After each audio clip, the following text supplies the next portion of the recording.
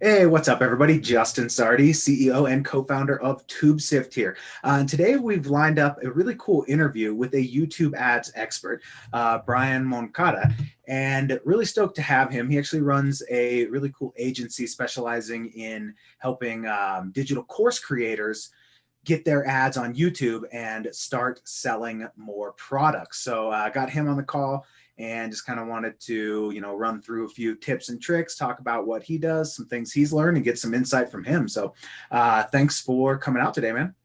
What's up, Justin? Thanks for having me, man. Yeah, I appreciate it.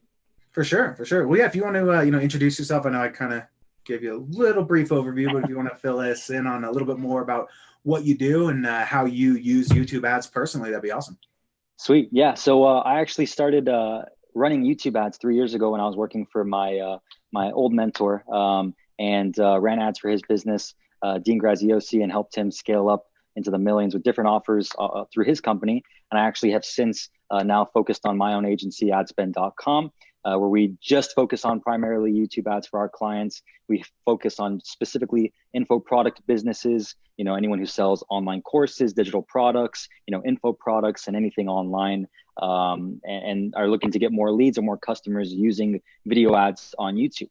And so we help them, not only launch their campaigns from scratch, but also scale. And basically, a lot of the clients that work with us, they're already running ads on Facebook, but they just haven't cracked the code for YouTube yet because it's a totally different platform. So we help them, learn how to copy and paste those campaigns that are working on Facebook over to YouTube the right way, so that way they can actually reach success a lot faster if they were to do it on their own. But it's been an awesome ride, man. I love doing it, and I love working with clients one-on-one, to be honest, because there's nothing better than like seeing a client campaign go from like just struggling a little bit the first like few weeks and then getting it dialed in, then where they're just like super happy to where they're getting their calendar filled or their sales just run up. So Nice. Yeah, and I mean that's cool. You mentioned the whole taking it from Facebook to YouTube, because it is a whole different animal. I've seen a lot of people just they're like, oh, I have this video that's working on Facebook. Can I just use that for YouTube? I'm like, no, dude, you no. can't. Like, and they're like, well, I've tried it. YouTube ads don't work. I'm like, well, no wonder it doesn't work. That's not, it's two different platforms, and people consume content completely differently on both of the platforms. And you really need to keep that in mind when you're moving from one to the other. So 100%. Like, I actually literally just got off a call yesterday with this e-commerce brand that sells men's grooming products. And they said, well, YouTube didn't work for us in the past. And when I actually got access to their ads account and went into the actual campaigns they were running, they were running one video ad. And that video ad was a simple 2-minute sizzle reel sharing their story with no call to action, no specific offer, no benefit to the viewer. And like, they just got zero conversions. Like, this is like crappy video ad, no offense, but it's just like, you're trying to replicate your success on Facebook over to YouTube. But the difference is it's like Facebook has copy. So the copy actually sells because the video gets their attention, then they read the copy, then they click. With YouTube, like, you gotta sell in the video. Otherwise you're not gonna get the person to click. Now, of course, this depends, but most of the time, the reason why you're not having success is because you're not creating the right video for YouTube, specifically talking to your most ideal customers. So it is very different. Yeah. Yeah, 100%. So you're talking about basically you help course creators. So like, what's the whole process you use to get somebody, let's say, from like start to finish, if they've never advertised on YouTube? Like, what's your what's the process look like? Yeah, so typically it's actually pretty simple. Like, most of the time that we work with the client, they're already running Facebook, like I said. So the key is actually getting them to create video ads now, right? So we usually have each client that we work with create 5 video ads, 3 for cold traffic, 2 for remarketing. Very simple. And the 3 cold traffic ads that we have them start with are based off a few things. So we actually help them write a very specific script based off their actual offer and use their sales page. We're not going to replicate the wheel and try to reinvent like a whole new script. We use the copy on their sales page and the best copy converting for them on Facebook. We combine those 2 elements, and then that creates the hook, the actual story and education piece, and then the call to action at the very end. So it's a 3-part, script. It's very simple. And we create 3 different versions of that. Now, of course, the 3 different versions come from the hook itself because, different stages of awareness per customer, right? Someone that doesn't even know your brand exists, and someone that does know you exist but hasn't bought your products, or someone that's already in the middle of your funnel that just is on the fence and hasn't bought yet, right? So there's those 3 different stages of awareness that we kind of go through with those scripts. We have them film those scripts. Usually we do 3 different variations of those video ads. So one selfie style, one more direct to camera, and then one more higher production, you know, B-roll with all the elements you need. And so once we create all those variations of those ads, we then split them up into campaigns and start testing them depending on the targeting. So that's kind of like the ad creation side of things, right? Very summed up very quickly. But as far as like the launching phase, right? For the targeting specifically, we start with 5 campaigns, right? One of which is usually going to be a remarketing campaign. So they're already, you know, existing website visitors because that's low hanging fruit. Right. Another one of which is going to be Google search campaign, right? For their actual name or their brand name or their product or actual course name, right? Because that's another low hanging fruit that they're probably missing out on. And then the other 3 campaigns are going to be, you know, either depending on if they have a successful YouTube channel, right? A lot of the clients we work with sometimes do. So we remarket to their YouTube channel viewers as well, their subscribers, their, you know, commenters, whatever the case may be. And then the other 2 campaigns are a mix of either keywords or custom intent. Those are the 5 campaigns we usually do time and time again to start off with when we launch. Then of course, as you know, things progress, we start optimizing and then branching off into more broad like topics, you know, affinity audiences, or a combination of both. Nice, nice. So I like how you make the 3 different videos. Those all have the same script then, basically? All the same script. We're just testing a few different things. We're testing what resonates with the audience more. Because for example, like I've seen selfie style videos work better than high production video ads because they just seem more raw. They're more real. They connect with the viewer a lot better. And it's not always the case, but it's a lot of the times the case, specifically for experts and influencers that are selling online courses. For someone who has like an e-commerce brand or things like that, it's more of you need the higher production B-roll, the quality, and the actual, you know, time invested into it, where it's not just selfie style. But then again, I've seen those work too. So we're really just testing each of those different filming styles and editing styles to see which one really resonates with the actual cold traffic campaigns. Nice. That's funny you say that, because I've actually noticed. I was actually talking with on a little mastermind call I was on today, and I was saying how I don't know why, but the video, like my best performing ad hands down is the one where I pulled out my phone and was like, hey, you know, it was just like talking to my phone. I was walking my dogs. I was like, hey, I got an idea for an ad. I better shoot this real quick. Boom. Shot it, no editing, one take. That was my hands down my best performing ad. And we've tried to get like super creative, make up awesome ads. I was like, this is going to be amazing. But just the selfie style, just, hey, here's what I'm going to show you kind of thing, worked extremely well. And I do sell, you know, digital products as well. So does that make sense? Dude, 100%, man, because it's like you were in the moment, you felt the gut to like, let me just film this right now. You didn't overthink it, you just did it. And no one knows how to sell your product or service better than you do, right? So like even with my clients that we work with, I tell them, I say, hey, we're going to send you a script, right? And it has the different things that you should say based off how we think you would say it. But don't follow it like a robot, right? Like the worst thing you can do is just read it word for word for word. Of course, we do that and it does work sometimes, but we're not going to tell you how to sell your product or service because that's what you do. You can do it the best yourself. Now, of course, you need a little coaching, right? Sometimes to transfer that success over to YouTube. But the worst thing you can do is just be robotic and just not come from the heart, because the most important thing is emotional and energetic, especially with video. You got to be able to energize and intrigue the person, but also get them, you know, enthusiastic enough to where they want to actually click. So yeah, like the best video ads always come from that place of just like, man, I just feel like filming a video ad right now from my experience. And those seem to perform the best. I don't know why. Right. For sure. For sure. No, that makes a lot of sense, especially when you're an expert. Like people do connect with you. And I think that's why YouTube ads are so powerful, especially for like webinars and things like that, is because they feel like, you know, people can see you.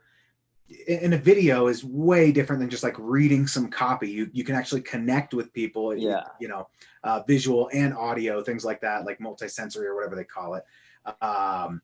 And yeah, then you kind of go into it being like, oh, I've already interacted with this person. It's like a subconscious kind of thing. So I think and it just gets their attention too, because you like just on the street walking your dog, it's different, right? Like they're used to these like, you know, like no offense to like, you know, Grammarly's crushing it on YouTube right now with their ads, right? Because they're just spending a bunch of money, right? But like then they see this guy with his selfies, like his iPhone camera walking his dog. It's like, what is this? And then, you know, obviously you have a great offer, so it just makes sense. And it's just like, well, this gets my attention enough to keep watching. And then the offer makes sense enough to where I want to learn more, and then I click. So it's a really cool way, man. YouTube ads is like, it's just, I think it's obviously we're both biased, right? But it's one of the best traffic sources, you know. So once you start with those like 5 campaigns, once you find a winning one, how do you go about scaling? Because I know that's something we had kind of talked about a little bit previously. You were talking about how, you know, something you do is actually help people scale if they are even having success on there, and they want to kind of scale. I know that's something a lot of people really struggle with. I mean, I've even struggled with it before where I'm like, oh, this is working great, I'm just going to throw more budget at it. Doesn't quite work like that all the time. No. Yeah. So I've kind of realized I think the very simplistic way of thinking about it from my experience is like, there's three different ways to scale, right? There's the campaign level where you have a campaign that's working, right? And you kind of don't really want to touch it because it's working so well. So one way to scale it, like you mentioned, is you could increase the budget, but sometimes when you increase or you just double the budget, right? Things just, your CPA goes from, let's say like it's $30 where you're happy with it, to all of a sudden it doubles and goes to $60 over the next 3 days. And it, for whatever reason, doesn't optimize back down to $30. And you've like basically just killed that campaign and it just never comes back to life, right? So I guess in terms of increasing the budget, now this does depend though, because I have doubled budgets over and over and over again, and it has worked and it has optimized and it has gone back down to the level you want. But I guess the methodical way of approaching it would be, there's different ways you could take. So you can just increase it by 20%. Some people say 30%. Honestly, with a campaign that's working, now I'm very hesitant to touch anything. I'll usually leave it as is, but the way I'll scale it is I'll duplicate it, right? I'll duplicate it, but I'll either change one of two things. I'll either change the targeting, because usually in that campaign, there's a couple demographics that are working really well, right? It's maybe an age range, it's maybe a household income, or it's a certain targeting that you have in that actual campaign. I'll duplicate the campaign that's working, and I'll only add in the converting audiences or the converting demographics that I want within my target CPA range. And I'll exclude all the non-performing audiences or keywords or whatever the case may be. So I'm just creating an iteration of the already winning campaign and seeing if I can just, milk it for even lower cost per conversions, because those are already proven to work in this one that's working. I'm not touching this one. So I'm just duplicating out and making an iteration of it based off that. And I'll usually just do the same budget that I started with over here and then slowly increase the budget on that. Rinse, repeat, rinse, repeat. That's the one way to do it from the campaign level that I usually go about doing it. The other way is from the ads level itself. Now, of course, when you have a campaign that's working, usually there's one video ad or a couple video ads that are doing pretty well, but there's usually one that just, for whatever reason, like you said, just stands out and crushes it, right? Right. So the way that we go about, recreating the success of a video ad is we just simply change the hook in the beginning, right? Because if the core messaging's tight, if the call to action's tight, usually it's just figuring out another way to get another person's attention that didn't get their attention from the first variation of the video. So all we change is the first, intro piece, the first 30 seconds before someone can actually get charged, or before you can get charged by running the ad, right? So we'll just change the attention grabber at the beginning. Maybe we do something very off the wall, off the cuff, or maybe we just say something differently that's similar to the video ad that we said in the beginning that's working, but it's just a different variation of it, right? So we just change a variation of the already proven video ad. That's the ad level.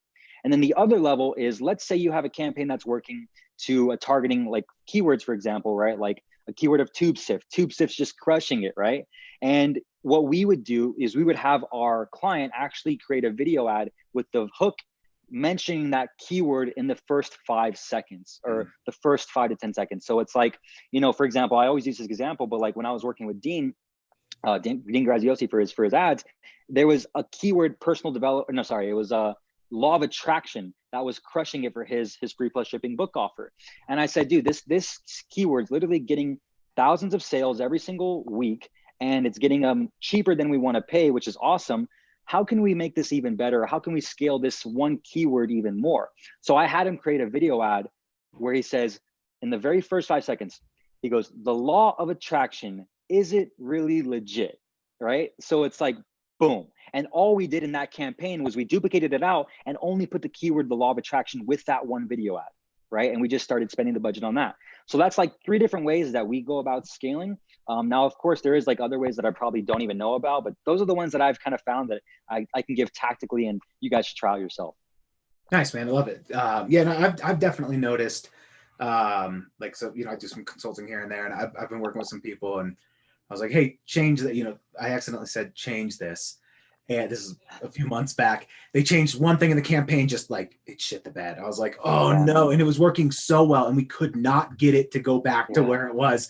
And ever since then, I've been like, okay, don't touch anything that's working, duplicate, and then change. So I like how you said that, because I've definitely noticed that as well. That was like, it took us a couple weeks to get back on track after that. I was like, what happened? It was working so great.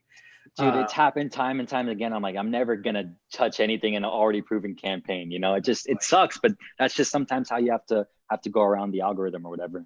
Right.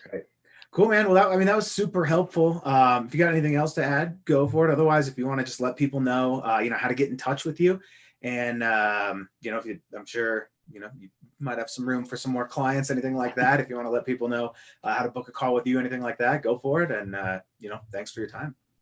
Yeah, for sure. I think one thing I will say, the biggest, defining factor of successful YouTube campaign isn't just, the media buyer or the agency you work with, or even just you in the weeds yourself in the actual campaigns, right? It also comes from the fact of having a really great offer, right? Having a really great back end too, because if you're so dependent upon being profitable on the front end where you can't afford to go negative, right, every single day, then you might not be ready for YouTube ads. And YouTube ads isn't for everybody because it depends on where you're at with your business, right? You have to have somewhat of a solid back end to where ideally your 30, 60, 90-day lifetime value on average for every new customer that comes into your ecosystem.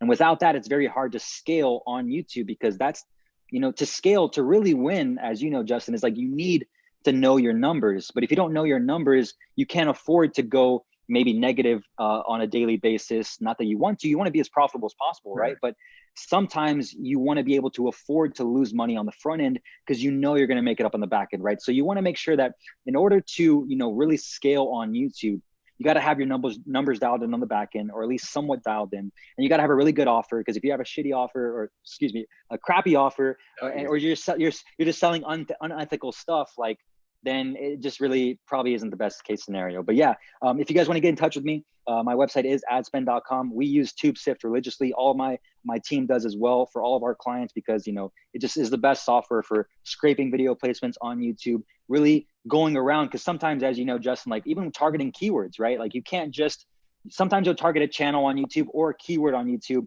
but it just for whatever reason won't spend.